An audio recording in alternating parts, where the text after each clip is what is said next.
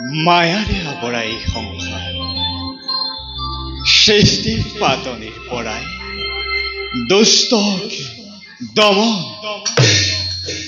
আৰু সাধুসন্তসকলক পালন কৰিবৰ বাবে যোগে যোগে মই হওঁ অৱতাৰ।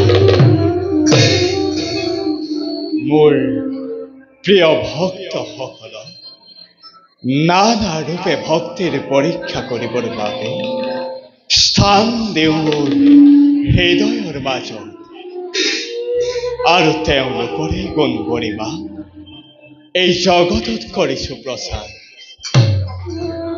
এইবাৰ মোৰ এজন মহান ভক্ত অযোধ্যাৰ নিপতি সত্যব্ৰত হৰিচন্দ্ৰকে পৰীক্ষা কৰিব লাগিব। মহামুনি বিশ্বামিত্ৰৰ দ্বাৰাই এই কাৰ্যক্ৰম সম্পাদন।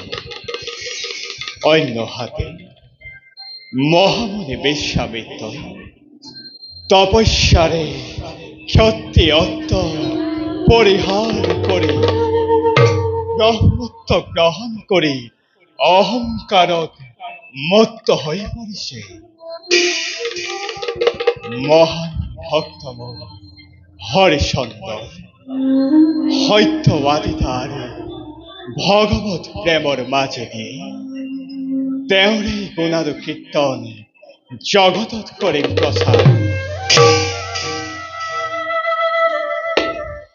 অৱশ্যে এই কাম কৰিবলৈ কৈলাশপতি শিৱ, দেৱৰাজ ইন্দ্ৰ লগতে ধৰ্মৰাজৰ হ'ব প্ৰয়োজন।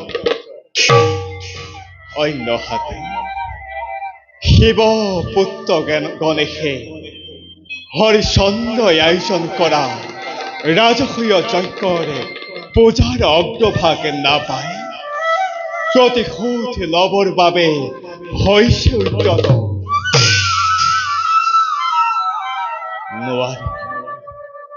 নোৱাৰে ঘটাব বিঘিনি তাৰ মই কৰিম ব্যৱস্থা আৰু প্ৰমাণ কৰিম যে সত্যনিষ্ঠা একান্ত ভকতক কোনো বাধা বিঘিনিয়ে নোৱাৰে ৰখিব। ভক্তৰ পৰীক্ষাৰ বাবে মধ্যত পাতি কাশীথা মাত্ৰ পাৰ্বতীক অন্নপূৰ্ণা ৰূপে ৰাখিব লাগিব ব্ৰাহ্মণৰ গৃহে। ভিন্ন জনে ভিন্ন বেশে পৰীক্ষা কৰি ৰজা হৰিচন্দ্ৰ দেখুৱাম জগতক তপস্যাতকৈ সত্যানুসৰণ শ্ৰেষ্ঠ বহুগুণে।